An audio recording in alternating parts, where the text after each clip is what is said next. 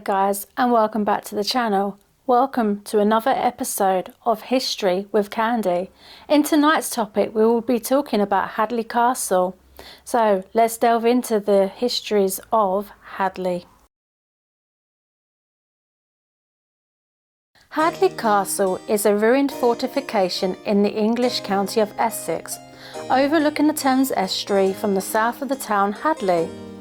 Built after 1215 during the reign of Henry III by Hubert de Burgh, the castle was surrounded by parkland and had an important economic and defensive role.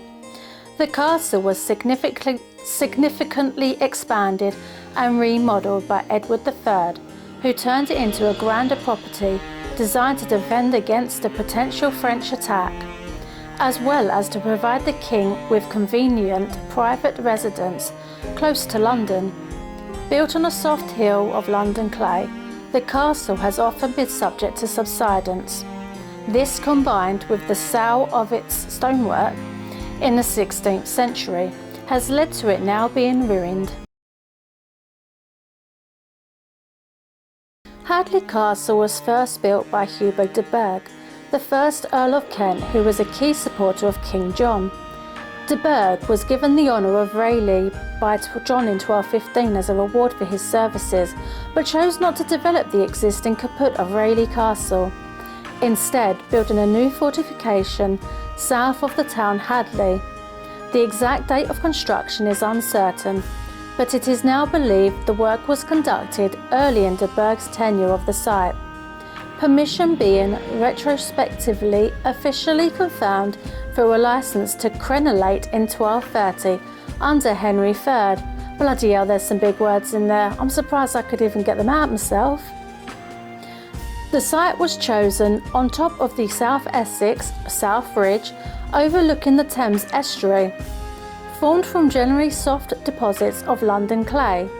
In the 13th century, marshlands would have stretched away to the south of the castle, with the tide occasionally reaching up as far as the base of the hill itself, and the area would have been more wooded than today. By 1235, the Park of Hadleigh had been formed around the castle, including woodland, a fish pond, stables and a park lodge, but the castle was also associated with a wider estate, including Rayleigh, Fundersley and Eastwood parks. The first castle built on the site was probably of an octagonal design, running along the top of the ridge, protected by square and semicircular mural towers, with a barbican guarding the eastern entrance. It probably resembled White Castle in Monmouthshire, remodelled by de Burgh in the same period, or Bolingbroke Castle in Lincolnshire and Beeston Castle in Cheshire, both built in the 1220s. The castle was built of Kentish ragstone and cemented by a mortar, containing a large portion of seashells, particularly cockle shells from the cockle beds of neighbouring Candi Island. Somewhere I personally try and avoid, a valuable tidal watermill had been built by 1249, essential for making bread for the castle. Recent archaeological work suggests that it positioned on a wharf reaching out into the estuary, just to the southeast of the castle. Terraced gardens were built along the south side of the castle, overlooking the estuary, probably including vineyards.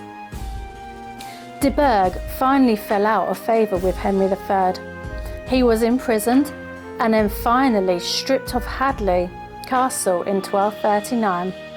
For the rest of the century, Hadleigh was retained as a royal castle as part of an estate containing 142 acres of agricultural land, the Park and Castle Mill. By 1250s, the castle had fallen into neglect, and despite some investment after it was given to Queen Eleanor in 1273, it remained in relatively poor condition. Only the mill, vital for the operation of the wider estate, appears to have been well maintained. A new 17-metre wide by 9-metre long hall adjacent solar complex were built at the castle around 1290, but collapsed due to subsidence shortly afterwards. In 1299, the castle was given to Queen Margaret, who complained about the quality of the building and insisted that the repairs were carried out. Her husband, Edward I, visited the castle twice, using it as a base for hunting in the area. Edward II took much closer interest in Hadleigh, leading to a period of renewal and rebuilding during his reign and that of his son Edward III. Edward II first stayed there in 1311, and work was done to renovate the castle before he arrived, including building new royal quarters and repairing some of the castle walls that had succumbed to subsidence. Amongst the buildings known to be in the castle during the period were the castle hall, larder, kitchen, cellar, a longhouse, prison, an old chamber, and armoury. They were guarded by a garrison of 24 soldiers during crisis. Edward stayed there frequently during his reign up until 1324, on occasion travelling to Hadleigh Castle from London on his royal barge, which docked at the wharf to the south of the castle. Edward III acquired Hadleigh Castle in 1330, when he recovered it from his mother, Isabella of France, who had taken it from Edward when she disposed of him in 1326. Edward paid little initial interest to the castle, but in 1360s decided to make much greater use of the property, ordering large parts of it to be rebuilt and at the cost of more than £2,200. Between 1361 and 1363, the internal buildings were renovated and new royal lodgings built along the south walls, after which the east side of the castle was rebuilt entirely, with two large circular towers installed in a new stretch of curtain wall, completed by 1365. The north side of the castle was rebuilt to include a main entrance with portcullis and a drawbridge, protected by a barbican and a large circular tower called the High Tower, which was complete by 1370. The work was probably overseen by William of Wykeham. Originally, historians believe that Edward's decision to rebuild much of the castle was in response to the growing tensions with France. In this version of events, Hadleigh would have formed an important coastal fortification along the Thames estuary, protecting it from French raids. Current historical opinion plays down this motivation. Nothing that at the time of the work on Hadleigh relations with France were unusually good.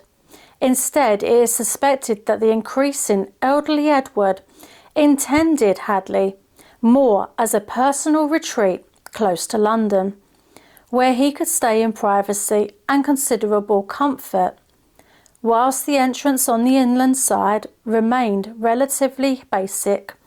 The building work created grander impression from the estuary, and visitors to London, English or French, would have passed by Queensborough Castle on the south bank and Hadleigh on the north, the combination communicating a strong sense of royal power.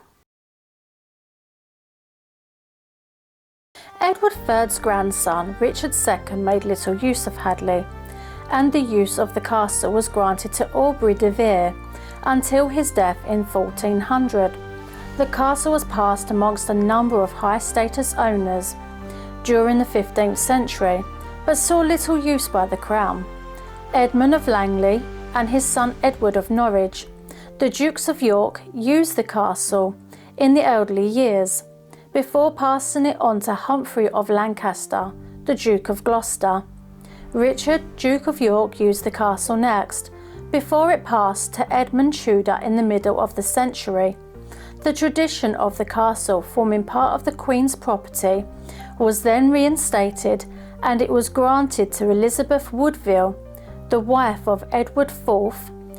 Henry VIII made no known use of the castle himself, but it formed part of the dower of three of his wives, Catherine of Aragon, Anne of Cleves and Catherine Parr, and the castle's parks were used as sources of timbers for his navy. After 1544, the estate began to be broken up. First the parks were sold, and then the castle itself, bought by Lord Richard Rich from Edward VI for £700 in 1551. That's a lot cheaper than most people's rent today. Rich dismantled the castle for the value of its stone, primarily between 1551 and 1575, and the castle, now thoroughly ruined, passed through Rich's descendants. William Booth purchased Hadleigh Castle and its surrounding site in 1891 for the use of the Salvation Army, which established a farm to train the English poor prior to them being sent overseas to the British colonies. Considerable subsidence and slippage on the ridge occurred between 1898 and 1923, causing a collapse of the southern curtain wall. The Salvation Army gave the castle to Ministry of Works in 1948 and is now owned by English Heritage, classed as a scheduled monument and Grade 1 listed building. Subsidence and landslips have continued. The northeast tower largely collapsed in the 1950s, and further major slippage occurred in 1969, 1970 and 2002. One of the three-storey towers at the eastern side stands to nearly the full height, with narrow rectangular windows in the upper levels. The second tower has only 1/3 of its original form. Some section of the curtain wall have survived, as well as the foundation of the Great Hall, solars and kitchen. Hadleigh Castle has a long history and has looked over centuries of our country's past. Dick Turpin and his highwaymen are rumoured to have used Hadleigh Castle as a hideout from the law after their audacious robberies, before Turpin made his ill-fated ride to York on Black Bess, where he was hanged in 1739. And in recent times, ghosts have been seen to be stalking its ramparts in broad daylight. The castle is believed to be haunted by a number of ghosts, the main protagonists being the White Lady, who was said to have hit a milkmaid over the head with a bucket, almost breaking her neck. However, the most gruesome of all the apparitions said to haunt the ruins is Black Shuck, a large black dog with red eyes, which was seen stalking around the grounds by a group of Essex schoolchildren playing in the castle in 1980.